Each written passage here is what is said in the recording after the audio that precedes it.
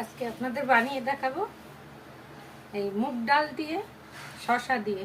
প্রচুর গরম পড়েছে, গরমে এটা সবাই ছোট বড় সবাই খেতে পারবেন। অনেক হেলদি হয়, টেস্টি হয়। আমি মুগ ডালটাকে একটু হালকা খালি কড়াইতে অল্প নাড়া দিয়ে নিয়েছি, ফ্রাই করে নিয়েছি শুধু কড়াইতে, তেল ছাড়া।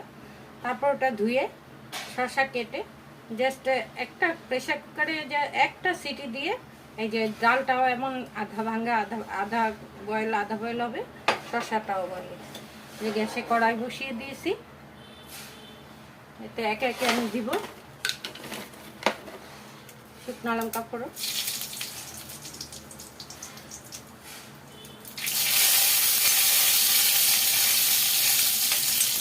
শুকনো লঙ্কাটা একটু ভাজা ভাজা হয়ে গেলে, বিশেষ কিছু লাগে না, হালকাভাবে গরমে খেতে খুবই ভালো শরীরের জন্য। অল্প জিরা ফোড়ন দিব, তেজপাতা, তেলটার মধ্যে হলুদটা দিয়ে দিলে কি হয়, হলুদের গন্ধটা করে না সবজি। হলুদটা দিয়ে একটু জাস্ট নাড়া দিয়ে নেব, দিয়ে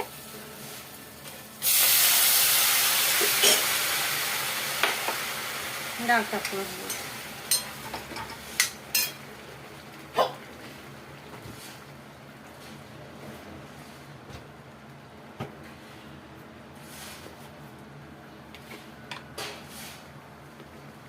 দিয়ে দেবো একটু আদা,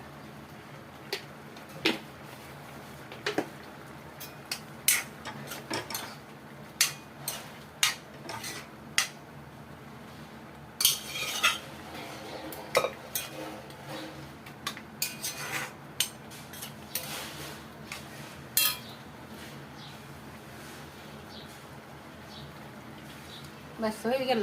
অতি কম সময়ে, একদম কম সময়ে আপনাদের কাছে রেডি মুগ ডাল দিয়ে।